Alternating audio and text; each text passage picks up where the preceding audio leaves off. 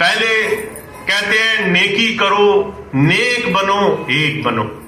और ये तमाम चीजें करने के लिए आपको जीवन में इस होली के महत्व को समझना है। तो होली एक सबसे बड़ी सुंदर चीज हमें समझा रही है।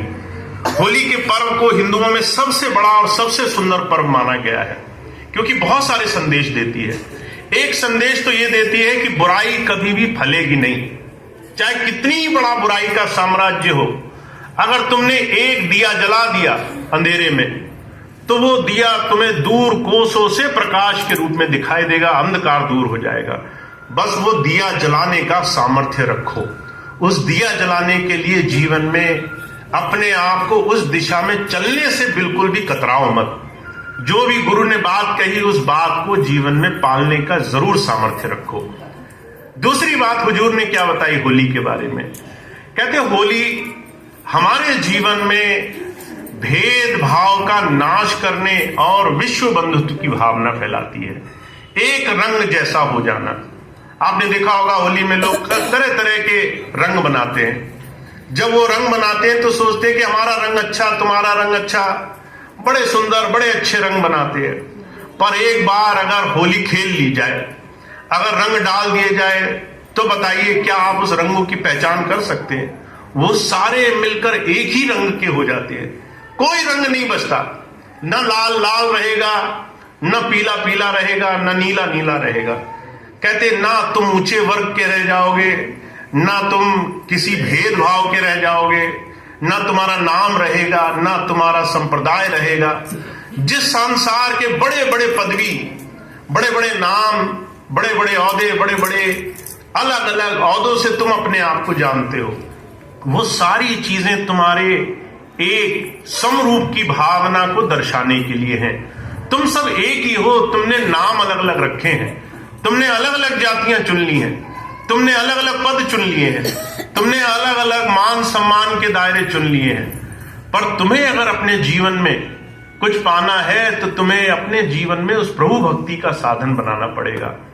स्वामी जी अक्सर एक मिसाल फरमाया करते थे, रामायण काल का जिक्र है, जब सीता मां का जो है खोज, उनकी समझ नहीं मिल रही थी कि वो कहां है, और धीरे धीरे खोजते खोजते भगवान राम एकदम आखिरी में पहुंच गए, भारत के एकदम आखिरी हिस्से में।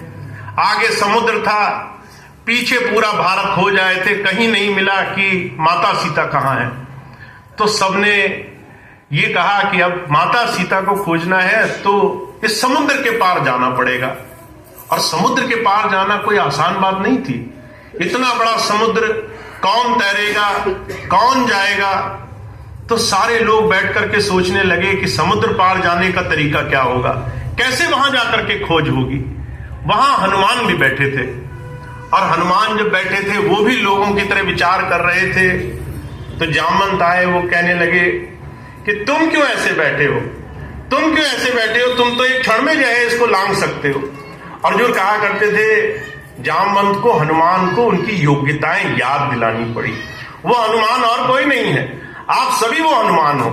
वो जो कहा करते थे हनुमान का अर्थ क्या होता है?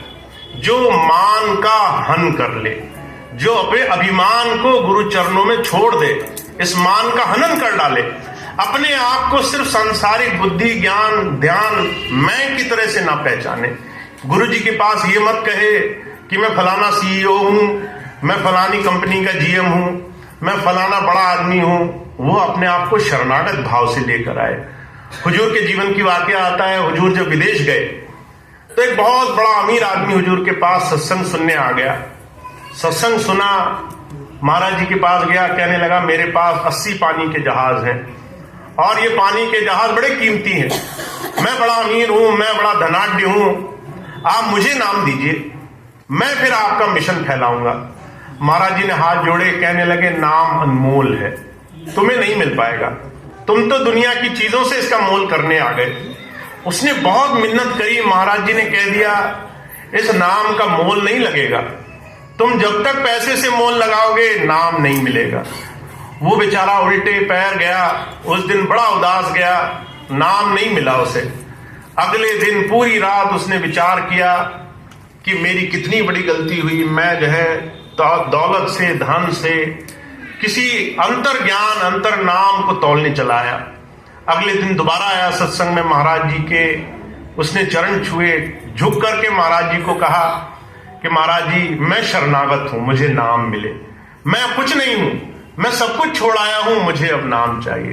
हुजूर कहा करते थे संत हमें और आपको यही समझाने के लिए आते हैं। हम आए जरूर हैं धर्म के रास्ते पर हमारा मैं नहीं जा रहा, हमारा अभिमान नहीं जा रहा, हमारा संसार का मद नहीं जा रहा। हम संसार के चीजों से इतने ज्यादा जुड़े हैं कि हम गुरु के पास शरणागत नहीं हो पा रहे। मुझे अच्छे से याद है स्वामी जी के जीवन की घटना। स्वामी जी महाराज संडीला में थे।